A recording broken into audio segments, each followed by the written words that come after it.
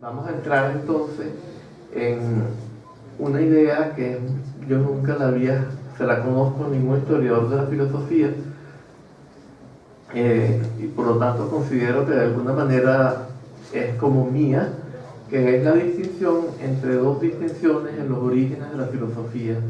Una tradición de origen Shaiva, dionisíaco, pero en parte también budista.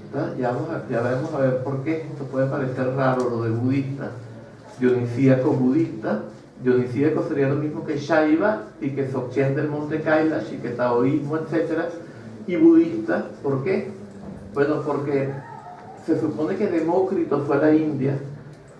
Ya vamos a ver, habría traído el tetralemma que llaman los griegos, que es el Chatushkoti, que llaman los budistas, la negación simultánea de los cuatro extremos. Esto lo vamos a ver más adelante.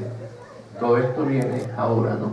En todo caso, entre esos filósofos encontraríamos a los milesios, son todos los que afirman la unidad del cosmos y que no hay un alma separada del cuerpo, sino que lo sagrado es el universo y el alma es indivisible del cuerpo. El principio que anima el cuerpo no es un alma que extraña el cuerpo, que se mete en el cuerpo para animarlo y luego se va corriendo en un momento dado y el cuerpo muere.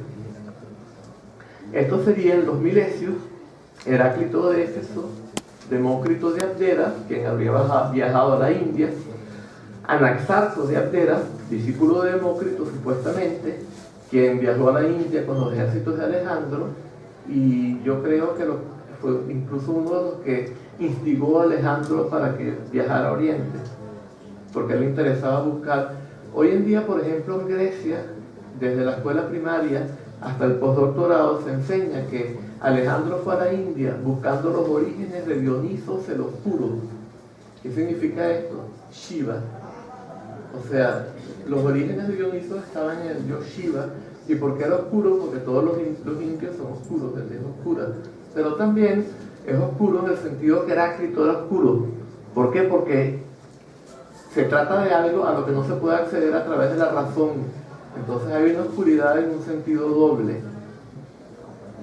Solo se puede acceder a través de una vivencia mística que capta la verdadera condición de toda la realidad a través de los conceptos. O sea, no condicionada por los conceptos, no por un filtro conceptual, sino cuando ese filtro colapsa y se percibe, se aprehende, mejor dicho, la verdadera condición de toda la realidad. Luego tendríamos a Pirrón de Elis, quien fue una especie de discípulo de Anaxarco originalmente, viajó con él y con Alejandro a la India.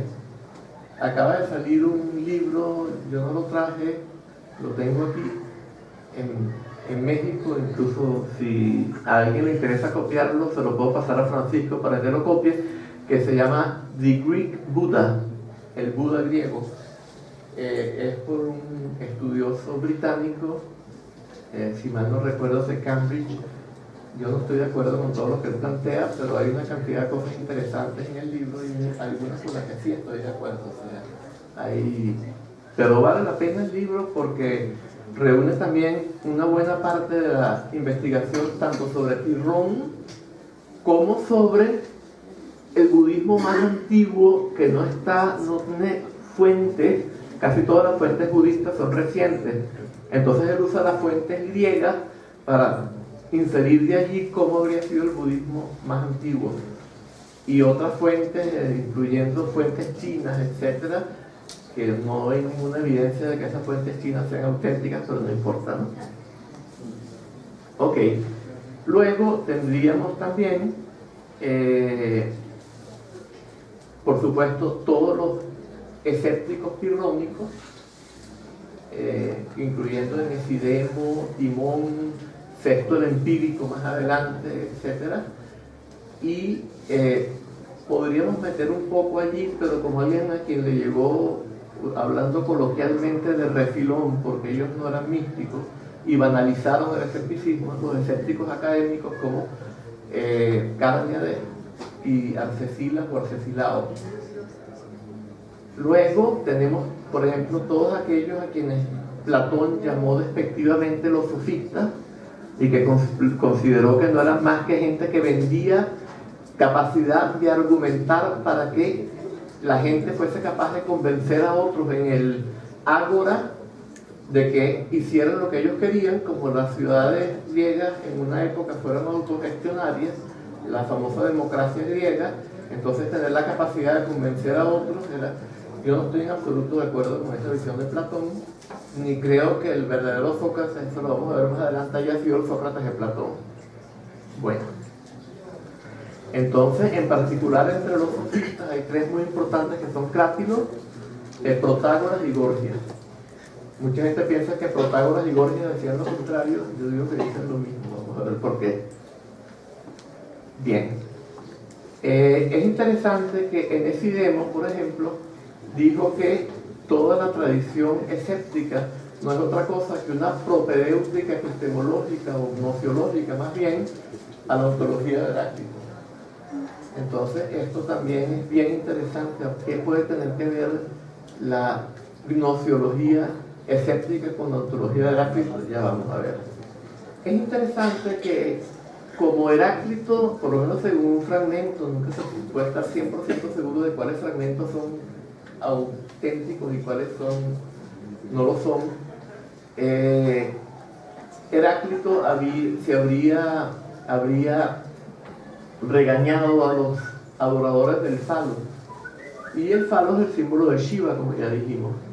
Entonces, en base a esto, ha habido gente que ha dicho que Heráclito era enemigo del dionicismo. Yo no estoy de acuerdo con esto en absoluto, no. Todas las tradiciones a las que me refería antes, místicas, han regañado a todos aquellos que se han centrado en el culto a un aspecto externo de la tradición en vez de ir a la esencia. En vez de acceder al estado de comunión, se han dedicado a adorar una estatua o un símbolo. Entonces eso siempre ha sido muy mal visto y siempre se ha golpeado intelectualmente a la gente que ha incurrido en esta desviación, por lo menos en lo que se vería como esta desviación.